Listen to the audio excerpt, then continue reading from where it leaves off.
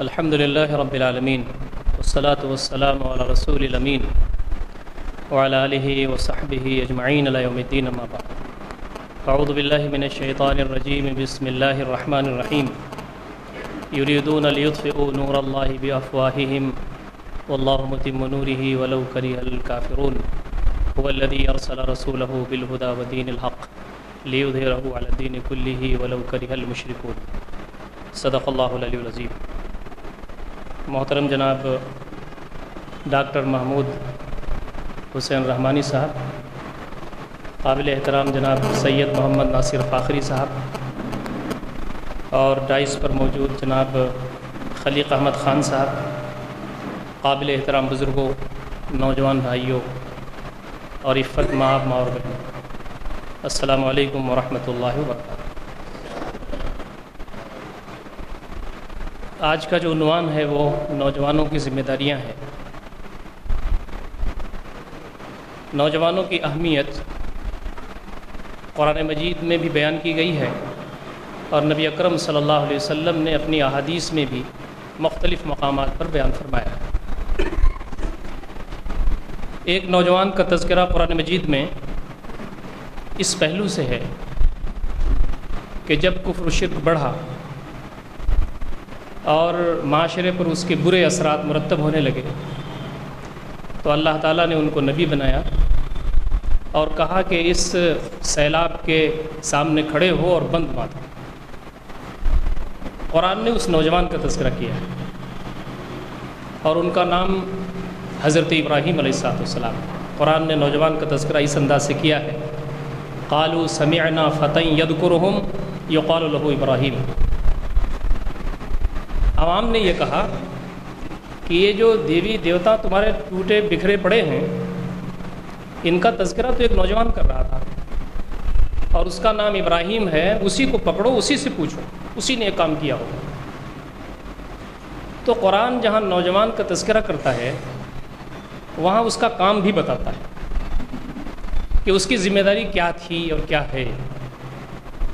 حضرت ابراہیم کا جہاں تذکرہ نوجوان کی حیثیت سے کرتا ہے وہیں پر بتاتا ہے کہ ان کا کام کیا تھا۔ پورا زمانہ ایک طرف چلا جا رہا تھا اور وہ حق و صداقت کی طرف تھے، اور کتنی مصیبتیں انہوں نے اس میں جھیلیں اس کا اندازہ ہم کر سکتے ہیں۔ سورہ کہف کے معنی غار کے ہوتے ہیں۔ اس سورہ کا نام خود غار اس لیے پڑا کہ اس میں کچھ نوجوانوں کا تذکرہ ہے جن کو اللہ رب العزت نے ظلم اور کفر اور شرک اور اللہ تعالیٰ کی نافرمانی کے سامنے ڈٹ جانے کے مقابلے میں جب باطل اور خود ظالم فرمان جو ان کے در پہ آزار ہو گئے تو اللہ تعالیٰ نے ایک غار میں ان کو پناہ دی، اور ان نوجوانوں کا تذکرہ اللہ تعالیٰ نے قرآن مجید میں بہت ہی پیارے انداز سے کیا ہے۔ انہم فتیۃ آمنوا بربہم وزدناہم ھدی۔ وہ چند مٹھی بھر نوجوان تھے جو اپنے رب پر ایمان لائے تھے اور ہم نے مزید ان کو ہدایت سے نوازا تھا۔ اب اس کی تفصیل سورہ کہف میں بڑی تفصیل کے ساتھ ہے، لیکن یہاں بھی جن نوجوانوں کا تذکرہ اللہ رب العزت نے کیا ہے ان کا کام بھی بتایا ہے کہ نوجوان اور ان کی جوانیاں کس کام میں لگنی چاہیے، اور یہ لوگ امر ہو گئے جب تک یہ زمین قائم ہے، آسمان قائم ہے اور اس زمین پر اللہ تعالیٰ کا سورج طلوع ہوتا رہے گا، یہ سنہری آیات نوجوانوں کی رہنمائیاں کرتی رہی۔ قرآن مجید میں اور بھی ضمناً نوجوانوں کا تذکرہ ہے، لیکن صریح الفاظ میں یہ دو جگہوں پر ہمیں ملتا ہے جس میں یہ بتایا گیا ہے کہ نوجوان کیا ہوتے ہیں اور ان کی ذمہ داریاں صحیح کیا ہیں اور ان کا کام اس دنیا میں کیا ہے۔ نبی اکرم صلی اللہ علیہ وسلم نے نوجوانوں کے بارے میں ایک بڑی حدیث میں یہ ارشاد فرمایا کہ اللہ تعالیٰ جب میدان حشر میں میزان پر ہوگا اس وقت خو کا عالم ہوگا، لوگ پسینوں میں شرابور ہوں گے اپنے گناہوں کے بقدر۔ بعض روایتوں میں آتا ہے کوئی ٹخنوں کے برابر، کوئی گھٹنوں کے برابر، کوئی کمر کے برابر ہوگا، خو کا عالم ہوگا۔ لیکن اللہ تعالیٰ کا جو عرش ہوگا اس عرش کے سائے میں کچھ طرح کے لوگ ہوں گے، کچھ کیٹیگریز ہوں گی، وہ 7 طرح کے لوگ ہوں گے۔ اس سلسلے میں یہ فرمایا گیا ہے کہ سبعۃ یذلھم اللہ یوم لا ظل الا ظلہ منہم شاب نشأ فی عبادۃ اللہ۔ اللہ تعالیٰ کے عرش کے سائے میں کچھ لوگ جگہ پائیں گے، ان میں وہ نوجوان بھی ہوگا جس نے اپنے جوانی اللہ تعالیٰ کی عبادت، اس کی بندگی اور اس کے بتائے ہوئے احکامات کی فرمانبرداری میں گزاری۔ یہ جوانی دی ہوئی اللہ تعالیٰ کی ہے، اور اسے لگنا کہاں چاہیے؟ بہت سریع اور سیدھی سادھی تعلیمات کتاب و سنت میں موجود ہے۔ پوری زندگی اللہ تعالیٰ کی دی ہوئی، لیکن اس پوری زندگی میں انسان کے پاس سب سے جو زیادہ قیمتی لمحہ ہے اور وقت ہے وہ جوانی ہے، کریم پیریڈ آف ہیومن لائف، انسان کی زندگی کا ذرنی دور۔ اللہ تعالیٰ خوش ہوتا ہے ان نوجوانوں سے اور ان جوانوں سے جو اللہ تعالیٰ کی بندگی، اس کی اطاعت، اس کی فرمانبرداری، اس کے دین کو سیکھنے، پھیلانے، اور اللہ تعالیٰ کی زمین پر جہاں کفر ہے اور شرک ہے وہاں اللہ تعالیٰ کے نظام کو غالب کرنے کے لیے کام کرتے ہیں۔ تو یہ رتبہ بلند ہے جو اللہ رب العزت نے نوجوانوں اور جوانوں کو دیا ہے۔ نبی مکرم صلی اللہ علیہ وسلم اللہ رب العزت کے آخری پیغمبر ہیں، آپ کے بعد کوئی نبی آنے والا نہیں، آپ سے بہتر نہ کوئی پیدا ہوا، نہ ہے نہ قیامت تک ہوگا، یہ ہمارا ایمان ہے۔ آپ صلی اللہ علیہ وسلم کے ذریعے جو زندگی گزارنے کا نظام ہم کو ملا، وہ نظام سارے مسائل کا حل ہے، پہلے بھی تھا، اب بھی ہے، رہتی دنیا تک رہے گا۔ ہماری ذمہ داری یہ بنتی ہے کہ ہم اس نظام کو دنیا کے سامنے وقتاً فوقتاً جیسے بھی معاملات پیش آئیں قابل حل بنا کر کے پیش کریں، یہ ہماری ذمہ داری بنتی ہے۔ یہ اس میں سب سے بڑا رول اور کردار اگر کسی کا ہو سکتا ہے تو وہ نوجوانوں اور جوانوں کا ہو سکتا ہے۔ ہمارے پاس آئیڈیل کون ہے؟ نبی اکرم صلی اللہ علیہ وسلم۔ آپ کے بعد اب ہمیں کسی رہبر کی تمنا بھی نہیں ہے، اور آپ صلی اللہ علیہ وسلم کے بعد وہ آئیڈیل جماعت کون سی ہے؟ صحابہ کرام رضوان اللہ تعالی علیہم اجمعین کی جماعت ہے۔ یہ جو نمونہ اللہ رب العزت نے نبی اکرم صلی اللہ علیہ وسلم کے ذریعے اور صحابہ کے ذریعے ہم تک دیا ہے، جو رہتی دنیا تک رہے گا، یہ ماڈل بنایا کس نے؟ تقریباً سارے لوگ جوان تھے یا نوجوان تھے۔ نبی اکرم صلی اللہ علیہ وسلم کے بارے میں آتا ہے کہ آپ سے چند صحابہ ہی عمر میں بڑے تھے، اور اکثر صحابہ آپ سے عمر میں چھوٹے تھے۔ آپ صلی اللہ علیہ وسلم کو جو نبوت ملی تو آپ کی عمر 40 سال کی تھی۔ حضرت ابو بکر چھوٹے تھے، حضرت عمر چھوٹے تھے، عثمان و علی چھوٹے تھے، حضرت ابو عبیدہ بن جراح چھوٹے تھے، مصعب بن عمیر چھوٹے تھے، معاذ بن جبل چھوٹے تھے، یہ سارے لوگ چھوٹے تھے۔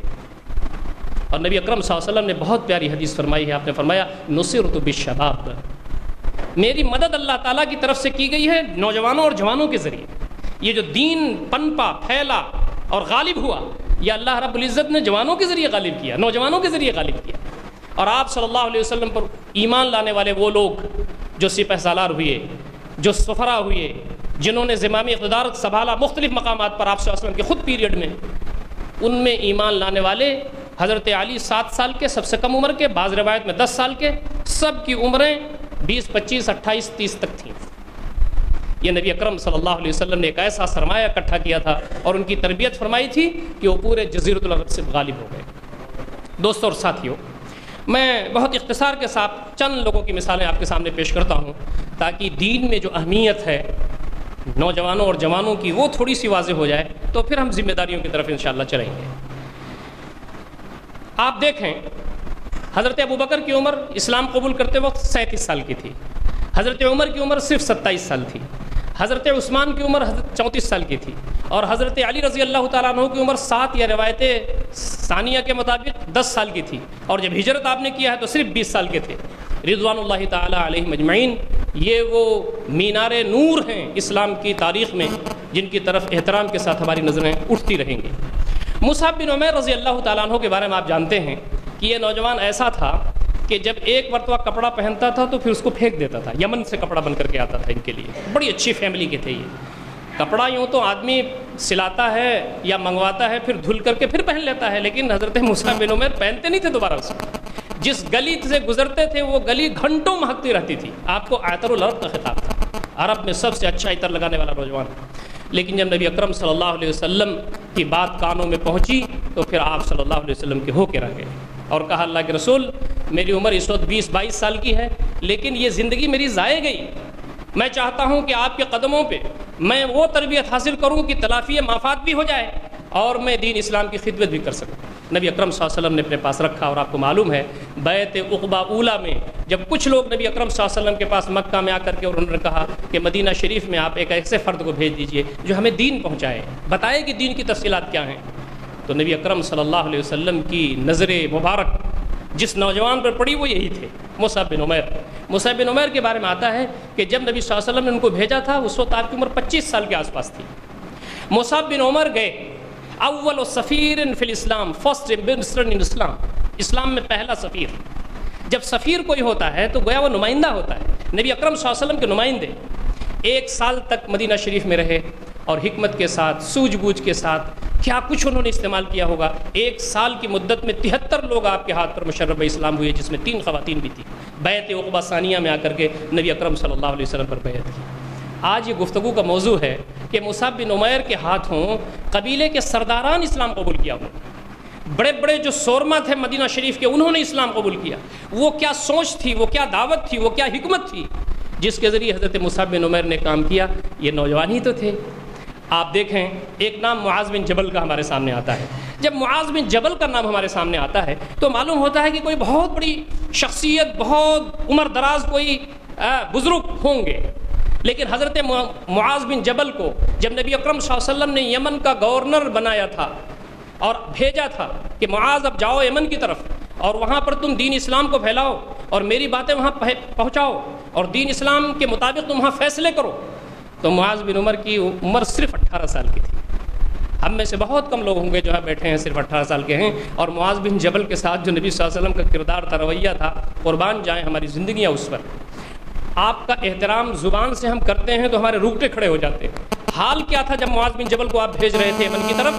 معاذ بن جبل، نبی اکرم صلی اللہ علیہ وسلم نیچے چل رہے ہیں، معاذ بن جبل اونٹنی پہ بیٹھے ہوئے، آپ نکیل ہاتھ میں لیے ہوئے چل رہے ہیں، نصیحتیں فرما رہے ہیں، رخصت کر رہے ہیں۔ یہ وقت کا نبی ہے جس سے بہتر زمین پر کوئی شخص نہیں ہے، کوئی ہستی نہیں ہے، لیکن آپ صلی اللہ علیہ وسلم نے اپنے نوجوانوں کو اور اپنے لوگوں کو کیا رتبہ دیا، کیا اعزاز بخشا۔ اس کی ایک مثال یہ ہے کہ نبی اکرم صلی اللہ علیہ وسلم مصعب بن عمیر، نبی اکرم صلی اللہ علیہ وسلم معاذ بن جبل کو اونٹنی پر بٹھائے ہوئے ہیں اور ان کی نکیل خود پکڑ کے چلتے ہیں، اور کیا کہتے ہیں؟ معاذ، تمہیں کوئی معاملہ نیا پیش آئے گا تو کیسے فیصلہ کرو گے؟ کہا قرآن مجید میں جو موجود ہے آپ کے ذریعے ملا ہے اس کے ذریعے۔ کہا اگر اس میں نہیں ملا تو کہا آپ صلی اللہ علیہ وسلم کی زندگی جو ہمارے سامنے ہے اس میں دیکھوں گا۔ نبی صلی اللہ علیہ وسلم نے ایک تیسرا کویشچن بھی کیا اور وہ غیر معمولی ہے۔ آپ نے کہا معاذ، اگر وہ قرآن میں بھی نہیں ملا اور میری سیرت میں بھی تم کو نہیں ملا تو پھر کیسے فیصلہ کرو گے؟ کوئی نیا مسئلہ آ جائے تو؟ اس 18 سال کے نوجوان نے یہ جواب دیا کہ نبی رحمت صلی اللہ علیہ وسلم، میں قرآن مجید اور آپ کی زندگی سے جو کچھ بھی ملا ہے اس کی جو اسپرٹ ہے اور روح ہے اس کو دیکھوں گا اور اجتہاد کروں گا۔ نبی اکرم صلی اللہ علیہ وسلم نے ڈھیروں دعائیں دی اور کہا کہ اللہ تعالیٰ تجھے سلامت رکھے۔ یہ وہ صلاحیتیں تھیں جو آپ نے نوجوانوں میں پیدا بھی کی تھیں اور ان کو پرکھا بھی تھا اور ان کو استعمال بھی کیا تھا، اچھے انداز تھے تاکہ وہ رہتی دنیا تک کے لیے نمونہ بن کر کے لوگوں کے سامنے آئیں۔ میں بہت سارے صحابہ کا اس وقت تذکرہ آپ کے سامنے نہیں کر سکتا، لیکن چونکہ یہاں ہماری مائیں اور بہنیں بڑی تعداد میں موجود ہیں، میں صرف ایک صحابیہ کا تذکرہ اس وقت کرنا چاہتا ہوں جن کی عمر بہت مختصر تھی۔ بہت ساری صحابیات بھی ایسی تھیں، ینگ تھیں وہ۔ جب نوجوانوں کی ذمہ داریوں کا مسئلہ آئے تو اس میں صرف مرد جوان نہیں آتے، اس میں ہماری مائیں بہنیں بھی اس میں آتی ہیں، اور یہ دونوں مل کر کے اللہ رب العزت کے دین کو پڑھنے والے، سمجھنے والے اور اللہ تعالیٰ کے دین کے غلبے کے لیے کام کرنے والے ہوتے ہیں، تبھی دین غالب ہوتا ہے۔ ایک طرف سے مردوں کے ذریعے کبھی دین نہیں غالب ہوا، نبی اکرم صلی اللہ علیہ وسلم کے زمانے بھی نہیں غالب ہوا۔ میں صرف ریفرنس کے لیے ایک بات کہتا ہوں، غلبہ اسلام میں خواتین کا کیا رول ہے۔ میری 55 منٹ کی ایک تقریر پی ایس ٹی وی پر ہے جو ریلے ہو رہی ہے بار بار، میں نے اس میں پوری تفصیل کے ساتھ یہ بیان کیا ہے کہ ایمان لانے سے لے کر حضرت خدیجہ سے لے کر کے اور حضرت سمیہ سے ہوتے ہوئے اور ام سلمہ سے گزرتے ہوئے ہجرت میں، اور آگے نصیبہ بنت کعب انصاریہ سے اور حفصہ سے اور حضرت عائشہ سے گزرتے ہوئے، پھر آخر میں آپ دیکھیں کہ نبی اکرم صلی اللہ علیہ وسلم کا جب انتقال پرملال ہوتا ہے اس وقت آپ کے ساتھ ساتھ ساری خواتین بھی اسی جوش و خروش کے ساتھ دین اسلام کے غلبے میں شریک ہیں جیسے مرد شامل تھے۔ اور میں یہ بات زیادہ نہیں کر سکتا اس وقت، اس لیے کہ میرا ٹاپک دوسرا کچھ ہے۔ مردوں پر جہاد فرض نہیں ہے، لیکن آپ کیا کیجئے گا ان نوجوان صحابیات کا کہ جنہوں نے کہا اللہ کے رسول ہم آپ کے ساتھ لڑیں گے بھی، اور لڑنے کا مطلب صرف یہ نہیں ہے کہ مرہم پٹی کے لیے ہم تلواریں چلائیں گے، آپ اجازت دیجیے۔ احد کے میدان میں نبی اکرم صلی اللہ علیہ وسلم کہتے ہیں ام عمارہ، میں کیا دیکھتا ہوں کہ اس دن دائیں طرف بھی تم میرے، بائیں طرف دیکھتا ہوں تو ام عمارہ، آگے دیکھتا ہوں تو ام عمارہ۔ ام عمارہ نے تو احد کے دن کشتوں کے پشتے لگا دیے اور ڈھیروں لوگوں کو انہوں نے قتل کیا تھا ام عمارہ نے، اور نبی اکرم صلی اللہ علیہ وسلم کے سامنے دفاع کر رہی تھی۔ فرض نہیں ہے یہ، عورتوں کے لیے تو ان کا میدان الگ ہے، لیکن کیا کیجئے گا، دین اسلام کے غلبے کے سلسلے میں خواتین کی اس جوش کا، اس جذبے کا، جس کا احترام نبی رحمت صلی اللہ علیہ وسلم نے بھی کیا تھا اور ان خواتین کو اسپیشل طور پر اجازت دی تھی۔ اب فتوے کی جہاں تک بات ہے تو فتویٰ یہ ہے کہ وہ خاص تھا نبی اکرم صلی اللہ علیہ وسلم کے لیے اور صحابات کے لیے۔ آج ہم یہ رسک مول لینے کے لیے تیار نہیں ہیں، شریعت یہی کہتی ہے۔ دوستو، میرا جو عنوان ہے اس میں آپ دیکھیں کہ ایک خاتون ہیں جن کا تذکرہ بہت عقیدت کے ساتھ ہم کرتے ہیں، ان کا نام ہے اسماء بنت ابی بکر رضی اللہ تعالیٰ عنہ۔ یہ جو سفر ہجرت ہے، نبی اکرم صلی اللہ علیہ وسلم 12-13 سال مدینہ شریف میں موجود، مکہ شریف میں موجود ہیں۔ نبی اکرم صلی اللہ علیہ وسلم 12-13 سال مکہ شریف میں موجود ہیں۔ مارا جا رہا ہے، پیٹا جا رہا ہے، ستایا جا رہا ہے، دعوت ایک خاص کلائمیکس کو پہنچ گئی ہے۔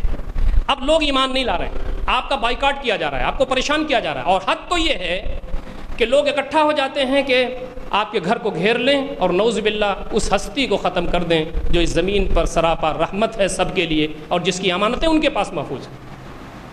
میں اس عنوان پر نہیں جانا چاہتا کہ نبی اکرم صلی اللہ علیہ وسلم اگر عبادت کے لیے چاہتے تو عبادت کے لیے خانہ کعبہ حاضر تھا، وہ اس کے لیے پروپوزل پیش کر چکے تھے۔ وہ کہتے تھے عبادت کرنا ہے تو یہاں آپ تشریف رکھیے، اگر آپ کو دولت چاہیے تو دولت دیں گے ہمارے کو، اگر آپ کو سرداری چاہیے تو اس کے لیے بھی ہم تیار ہیں، اور اگر آپ کسی خاص خاندان میں شادی کرنا چاہتے ہیں اس کے لیے بھی تیار ہیں، اور اگر آپ رفاہی کام کرنا چاہتے ہیں غربا، مساکین، یتیم، لاچار، مجبور، مستحقین میں، آپ ان میں بھی کام کیجیے، لیکن وہ کام کرنا چھوڑ دیجئے جس کی ضرب ہمارے اوپر آتی ہے۔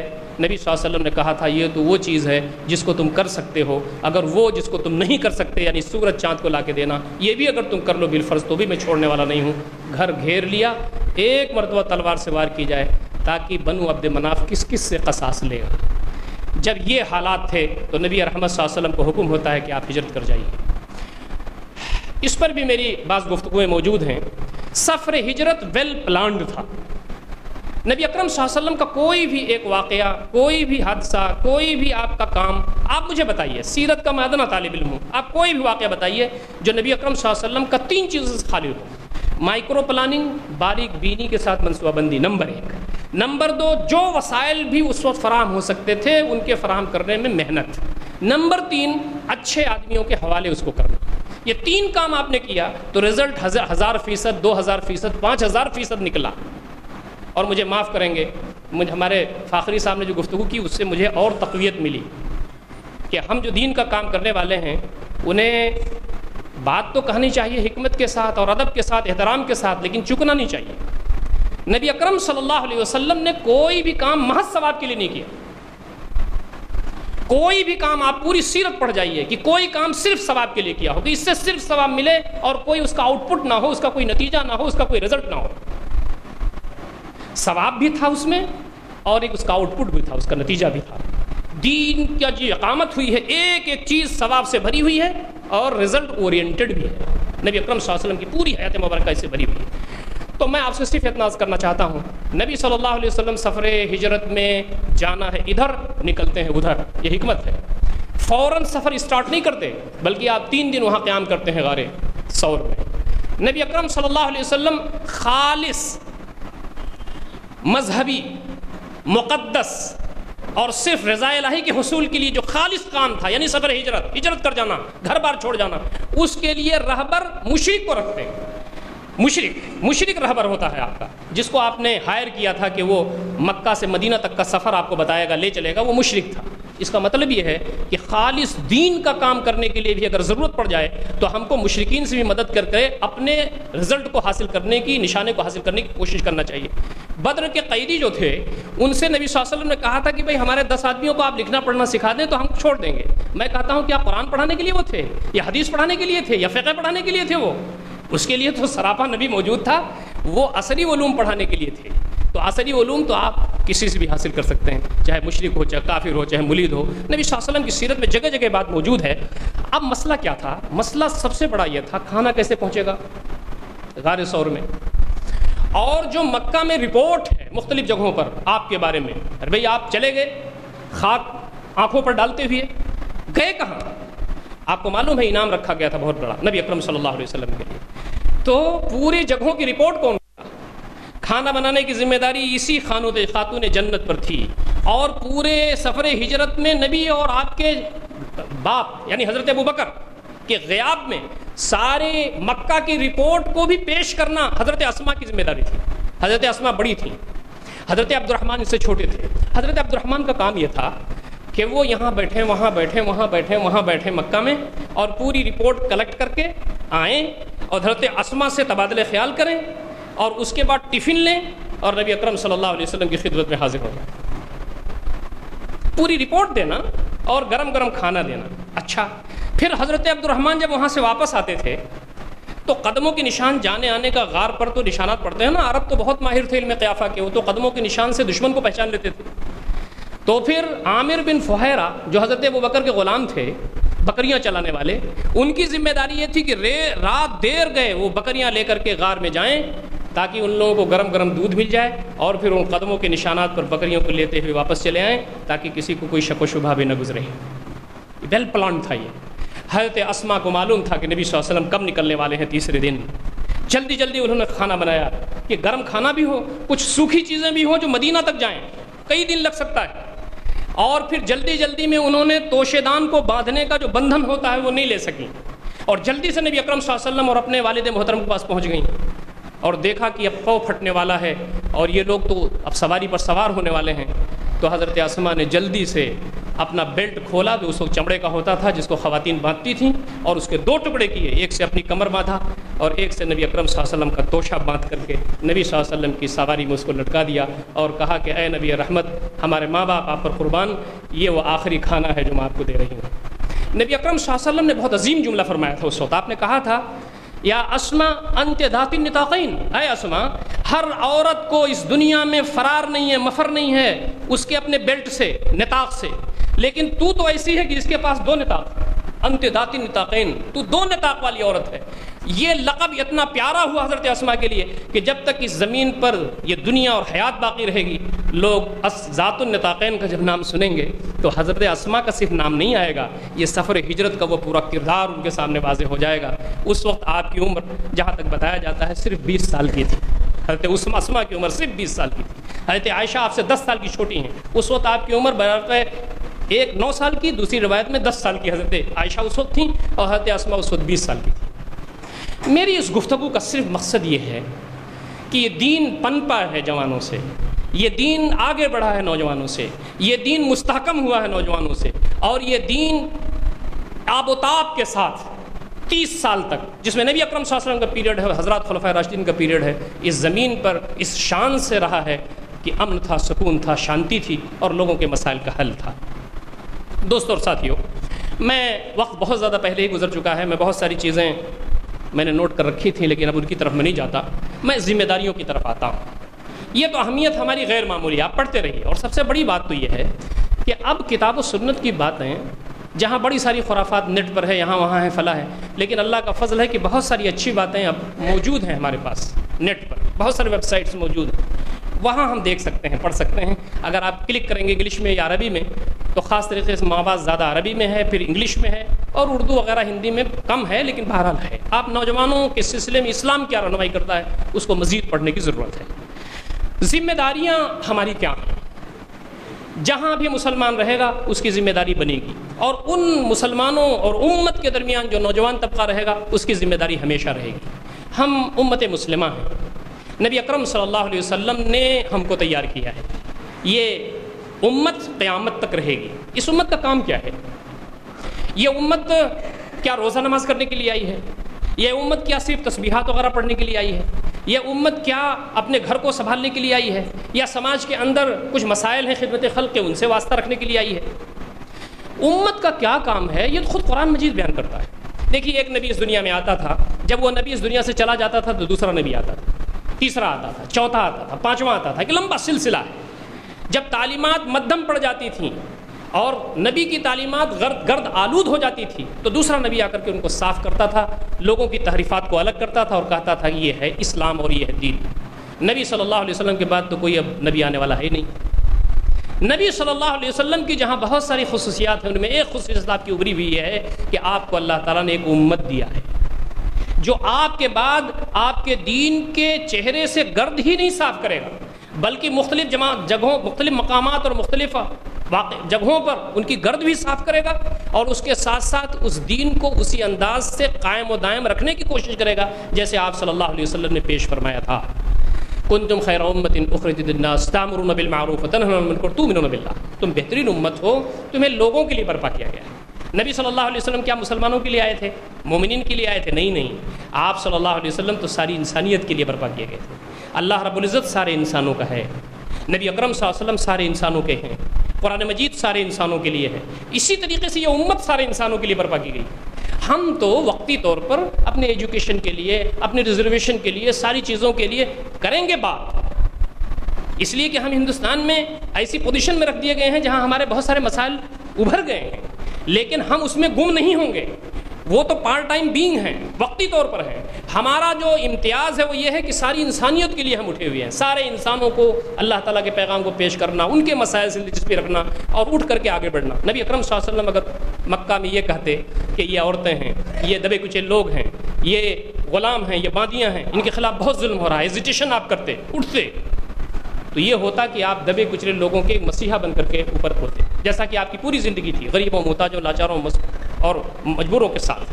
لیکن آپ صلی اللہ علیہ وسلم جس انداز سے اٹھے اور جس کے لیے آپ کو اٹھنا تھا وہ یہ کہ وہ ظالم اور جابر اور قاہر ان کے بھی مسیحا بن کر کے آپ اٹھے۔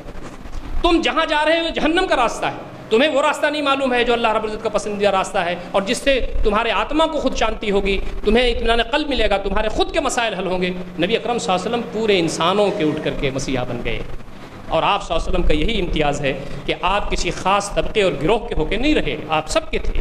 اور یہاں تک کہ آپ جب مدینہ تشریف لے گئے اور قحط پڑا تو آپ نے اپنے مشرک بھائیوں کے لیے بھی وہاں سے ڈونیشن بھیجا اور کہا کہ کچھ بھی ہو ہمارے اور آپ کے اختلافات، لیکن انسانیت کی بنیاد پر تو ہمارے بھائی ہیں آپ۔ اور نبی اکرم صلی اللہ علیہ وسلم کو کردار ہی تھا کہ جس کی وجہ سے لوگ آپ کے دیوانہ ہو جایا کرتے تھے، اور آپ کو معلوم ہے کہ زیادہ وقت نہیں گزرا تھا آپ کے کردار کے نتیجے میں کہ 8 ہجری میں جب فتح مکہ ہوتا ہے تو نبی اکرم صلی اللہ علیہ وسلم جب فاتحانہ داخل ہوتے ہیں مکہ شریف میں تو سارے لوگ آپ کے قدموں میں ہوتے ہیں۔ یہ وہ کردار تھا نبی اکرم صلی اللہ علیہ وسلم کا۔ تو ہماری جو ذمہ داری بنتی ہے وہ یہ کہ ہم اس امت سے وابستہ ہیں جس کا کام ہی یہ ہے کہ نبی اکرم صلی اللہ علیہ وسلم کی تعلیمات کو اپنی زندگی میں نافذ کرنا، اس پر نمونہ پیش کرنا، اور دوسرا سارے بندگان خدا تک اللہ تعالیٰ کے دین کو اس انداز سے پیش کرنا کہ اگر مسائل کا حل چاہتے ہو تو آؤ یہاں، اگر تم دل کا اطمینان چاہتے ہو تو یہاں آؤ، اور اگر سکھ اور شانتی چاہتے ہو تو اس نسخے کیمیا کی طرف آؤ۔ ہمارے مولانا فاخری صاحب نے جو بات کہی ہے وہ بات بہت ہی مناسب ہے، وہ یہ کہ ہم میں سے کتنے لوگ ہیں جن کو اس بات کا شعور حاصل ہے؟ ہمارے امت کے اندر کتنے لوگ ہیں جو اتحاد کے ساتھ ساتھ، اتفاق کے ساتھ ساتھ اپنی ذمہ داری کی طرف آتے ہیں؟ پھر ہمارے اس پوری امت میں نوجوانوں کا کیا پرسنٹ بنتا ہے؟ پھر ان نوجوانوں میں سے باشعور نوجوانوں کو کتنا پرسنٹ بنتا ہے؟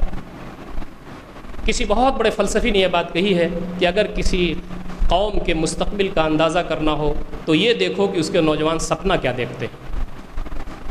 علی گڑھ مسلم یونیورسٹی میں، میرے خیال سے ہمارے آگے پیچھے کا پیریڈ ہے، علی گڑھ مسلم یونیورسٹی میں ایک یہودی نوجوان پڑھنے آیا تھا، میں نے وہاں سے ایم اے کیا، مجھ سے پہلے کا تھوڑا واقعہ ہے۔ علی گڑھ مسلم یونیورسٹی میں ایک نوجوان ایم اے کرنے کے لیے آیا تو لڑکوں نے اس کو ہوٹ کیا اور اس کو عصر کے بعد چائے نہیں پینے دی۔ آپ کو معلوم ہے کہ اب تو بہت تبدیلی واقع ہوئی ہے، لیکن پہلے علی گڑھ مسلم یونیورسٹی میں چائے بھی کم سے کم 1-1.5 گھنٹے میں پی جاتی تھی، اتنا وقت تھا لوگوں کے پاس۔ بیرا اگر فوراً چائے لے آتا تھا تو اس کو ڈانٹتے تھے لڑکے بہت اطمینان سے۔ یہ لڑکا جب چائے پینے گیا، یہودی اسرائیل سے پڑھنے آیا تھا، وہ خاص اس کے مقاصد رہے ہوں گے، تو لڑکوں نے ہوٹنگ کر دی اور ہوٹنگ کر دیا، اس کو چائے نہیں پینے دیا ہوٹل پر۔ اب بتائیے کسی یہودی لڑکے کو چائے نہ پینے دیا جائے تو اس سے بڑی دین کی اور کوئی خدمت ہو سکتی ہے؟ بہت بڑی خدمت ہے یہ دین کی۔ بہرحال وہ چلا گیا ہوٹ ہو کر کے۔ بعد میں اس نے عصر بعد چائے بھی پینا چھوڑ دیا ہوٹل پر، اپنے کمرے میں بنانے لگا۔ لوگوں نے اس سے پوچھا کہ ارے یہ مسلم نوجوان ہیں، چند دن کریں گے اس کے بعد بھول جائیں گے کہ تم یہودی بھی ہو۔ تو اس نے کہا نہیں، میں نے تو بہت کچھ پڑھا تھا مسلمانوں کے بارے میں، ہم تو وہاں دیکھ ہی رہے ہیں لڑائی جھگڑا چل رہا ہے فلسطین کے اندر، لیکن ہندوستان میں بھی مسلمان اتنی نفرت کرتا ہے یہودیوں سے، یہ مجھے آج پتہ چلا۔ میں یہاں پر کچھ لے کر کے آیا ہوں جو مجھے کرنا ہے۔ میں اب عصر سے لے کر کے مغرب کا وقت جو برباد ہو رہا تھا اس میں ایکسٹرا آرڈینری کوالیفیکیشن پیدا کروں گا تاکہ گریٹ اسرائیل کا میں دفاع کر سکوں۔ یہودیوں کی آبادی پوری دنیا میں کتنی ہے؟ 1.30 کروڑ 48 لاکھ یونائٹڈ اسٹیٹس کی 50 اسٹیٹس میں اسکیٹرڈ ہیں وہ، اور 47 لاکھ کے آس پاس وہ اسرائیل میں موجود ہیں، جو ہمارے بھائیوں کو روزانہ شہید کر رہے ہیں، ہماری ماؤں کی عصمتیں داؤں پر لگی ہوئی ہیں وغیرہ وغیرہ۔ عالم اسلام کے غنڈوں کے نرغے میں، بلکہ پوری دنیا کے غنڈوں کے نرغے میں۔ ہماری آبادی کتنی ہے؟ مولانا نے تو 160 بتا دیا، 160 کروڑ، بلکہ 160 کروڑ، 1 ارب 60 کروڑ کے قریب آس پاس پوری دنیا میں امت، اور وہ کدھر ہیں؟ 1 کروڑ 30 لاکھ، کتنے ٹائم زیادہ ہیں ہم ان سے؟ حساب لگا لیجیے آپ۔ نبی اکرم صلی اللہ علیہ وسلم تشریف رکھتے تھے، صحابہ کرام پروانوں کی طرح گھیرے ہوئے تھے۔ آپ نے کہا ایک وقت آئے گا کہ دنیا کی قومیں تمہارے اوپر پل پڑیں گی جیسے بھوکے دسترخوان پر پل پڑتے ہیں۔ صحابہ نے کہا اللہ کے رسول ہم تھوڑے ہیں، لیکن ہمارا یہ اثر ہے کہ جزیرۃ العرب کانپ رہا ہے، کیا ہمارے بعد کے جو بھائی آئیں گے وہ اور تھوڑے ہو جائیں گے؟ نبی رحمت صلی اللہ علیہ وسلم نے فرمایا نہیں، وہ بہت زیادہ ہوں گے، اور ان کی کثرت آپ نے بتایا غثاء کغثاء السیل، ان کی تعداد اتنی ہوگی جیسے سیلاب کے اوپر تم جھاگ نہیں دیکھتے، جھاگ ہی جھاگ نظر آتا ہے، پانی نظر ہی نہیں آتا۔ آپ کی اس گفتگو جو رحیمانہ اور کریمانہ تھی، اس کے پیچھے 2 چیزیں تھیں، ایک تو کثرت میں زیادہ لیکن وزن میں بالکل کم۔ جھاگ کا کیا وزن ہوتا ہے؟ کچھ نہیں۔ صحابہ نے کہا اللہ کے رسول ایسا کیسے ہو جائے گا؟ کہا یقذف اللہ فی قلوبہم الوہن، اللہ تعالیٰ ان کے دلوں میں کمزوری ڈال دے گا، وہن۔ صحابہ تو عربی جانتے تھے نا، انہوں نے کہا وہن کیا چیز ہے اللہ کے رسول؟ کہا حب الدنیا و کراہیت الموت، دنیا کی محبت ان کے دلوں میں بیٹھ جائے گی اور موت سے بھاگنے لگیں گے۔ آج پوری امت کا معاملہ یہ ہے کہ ہائے دنیا ہائے دنیا ہائے دنیا۔ ہمارے اسلاف کا معاملہ یہ تھا کہ پوری دنیا ان کے لیے بنائی گئی تھی اور وہ بنائے گئے تھے آخرت کے لیے، تو پوری دنیا ان کے قدموں پہ گرتے تھی لیکن اس کو ٹھوکر مارتے تھے، اور سامنے اللہ تعالیٰ کا کلمے کی بلندی اور اللہ تعالیٰ کے دین کی اقامت اور اللہ تعالیٰ کی رضا کا حصول تھا۔ ہمارا حال یہ ہے کہ دین خطرے میں پڑا رہے کوئی بات نہیں، قرآن کی توہین ہو کوئی بات نہیں، نبی اکرم صلی اللہ علیہ وسلم کی توہین پوری دنیا میں کی جائے کوئی بات نہیں، ہندوستان کے اندر وہ خاص مکتب فکر جو یہاں پر غلط فہمیاں پھیلا رہا ہے اور نہ جانے کیا کیا اس کی سازشیں ہو رہی ہیں، اور وہ اللہ تعالیٰ کی حکمت کہیے یا ہر شخص کو اللہ تعالیٰ آزمائش کا موقع دیتا ہے، اس کا امتحان لیتا ہے، وہ برسر اقتدار بھی آ گئے ہیں، جہاں اس میں بہت سارے شر کے پہلو نظر آ رہے ہیں، خیر کے پہلو بھی ہوں گے، لیکن یہاں کیا کچھ وہ نہیں کرتے۔ جب ابو غریب میں، افغانستان کے اندر، عراق کے اندر، دنیا کے کونے کونے میں، یورپ کے اندر جب کہیں کچھ ہوتا ہے تو قرآن مجید کو جلاتے ہیں، اس پر پیشاب کرتے ہیں، اس کی توہین کرتے ہیں۔ نبی اکرم صلی اللہ علیہ وسلم کی توہین کی جاتی، پگڑی باندھ کر کے اس میں بم لگا کر کے داڑھی لمبی کر کے بتایا جاتا ہے یہ مسلمانوں کا دہشت گرد پیغمبر ہے، نعوذ باللہ۔ تو ہم چاہتے ہیں کہ یہ کچھ نہ ہو، لیکن پھر اپنی دنیا میں ہم چلے جاتے ہیں۔ میں انشاءاللہ گفتگو کی اختتام پر آپ کے سامنے یہ بات کروں گا کہ عالم اسلام نے بھی پوری دنیا کے نوجوانوں اور جوانوں کی ذمہ داریاں کیا ہیں اور نوجوان کر کیا رہے ہیں اس وقت۔ ہم جیسے نوجوان بیٹھے تو ہیں ہاتھ پہ ہاتھ رکھ کے، لیکن ایسے نوجوان بھی اس دنیا میں موجود ہیں جو اپنی ہتھیلی پر اپنے سر کو لیے ہوئے اللہ رب العزت کے بارگاہ میں اپنا نذران عقیدت پیش کر رہے ہیں، ایسے نوجوان بھی موجود ہیں۔ آج پوری دنیا میں جو لڑائی لڑی جا رہی ہے وہ 2 پوائنٹ ہے بس، اس پر علماء نے بھی لکھا ہے اور اس پر جو ہمارے تھنک ٹینک ہیں انہوں نے بہت کچھ لکھا ہے، بہت بھرا ہوا ہے۔ اس پر 2 ہی بندو ہے جس پر اس وقت لڑائی چل رہی ہے اور نوجوانوں کو اس میں خاص طریقے سے استعمال کیا جا رہا ہے، وہ یہ قرآن مجید اور نبی اکرم صلی اللہ علیہ وسلم کی ذات گرامی، بس سارے عزم آزما لیے 2 لوگوں نے۔ کیپٹلزم اپنی آخری عمر کو پہنچ چکا ہے طبعی، اب گرے کی تب گرے، اور اکنامسٹ جو پوری دنیا کے ہیں وہ لکھ رہے ہیں، بلکہ پوپ نے بھی لکھا تھا اس سے پہلے، ویٹیکن کی ویب سائٹ پہ موجود تھا کہ اگر دنیا کو اس کرائسس سے، اکنامک کرائسس سے اگر کوئی نکال سکتا ہے تو اسلامک اکنامک سسٹم نکال سکتا ہے۔ پوپ نے لکھا تھا، ان سے پہلے جو پوپ صاحب تھے، اور آج کے جو اکنامکسٹ ہیں وہ لکھتے ہیں۔ دوحہ بینک کا جو جنرل مینیجر ہے وہ یہیں کا آپ کا تمل ناڈو کا ہے، ایک برہمن ہے، وہ بہت کچھ لکھتا ہے اپنے ویب سائٹ پر۔ ایک جگہ اس نے یہ لکھا کہ میں جب کیپٹلزم کو پڑھتا ہوں تو دماغ سے پڑھتا ہوں، یہ فائدہ وہ فائدہ، یہ چیز وہ چیز، لیکن جب اسلام کے نظام معیشت کو پڑھنا شروع کرتا ہوں تو دماغ کے ساتھ ساتھ میرا دل بھی اس کے ساتھ جڑ جاتا ہے۔ یہ غیر مسلم لکھتا ہے۔ آپ کے مہاراشٹر میں خودکشیاں ہو رہی ہیں، لوگ لکھتے ہیں کہ اس کا حل اسلام کے پاس ہے۔ زمانہ بڑے غور سے سن رہا تھا، ہم ہی سو گئے داستان کا، ہم ہی خود نہیں جانتے کیا ہے۔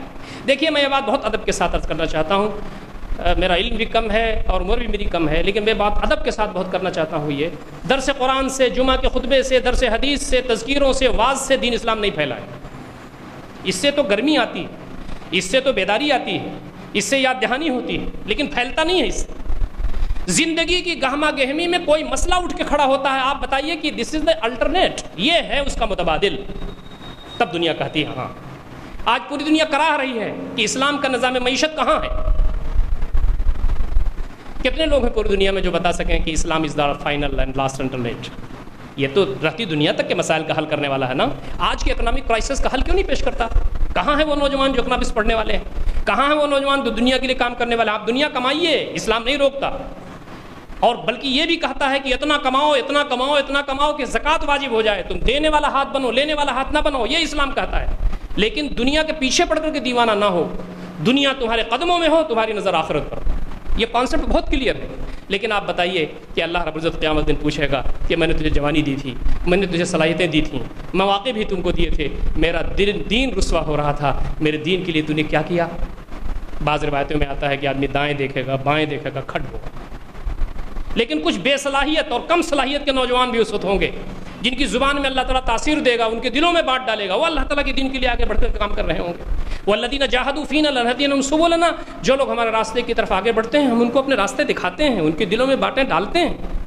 آپ کبھی کسی غیر مسلم سے کہیں بھی کسی مجمع میں کہیں بھی کسی انفرادی ملاقات میں کوئی بات آپ کر رہے ہوں، راستے مسدود نظر آتے ہیں، اللہ تعالیٰ دل میں بات ڈالتا ہے۔ ایک بڑی کانفرنس کو میں خطاب کر رہا تھا ایک موقع پر، اور نبی اکرم صلی اللہ علیہ وسلم کے بارے میں یہ بات آئی کہ آپ نے حجۃ الوداع کے موقع پر خطاب فرمایا۔ 1,00,000 کچھ صحابہ کرام موجود تھے، ٹھاٹھے مارتا ہوا ایک سمندر تھا، جبل رحمہ کے پاس آپ اونٹنی پہ بیٹھے ہوئے تھے اور آپ خطاب فرما رہے تھے، قبلہ آپ کے پیٹھ کی طرف تھا، عظیم الشان خطاب فرمایا۔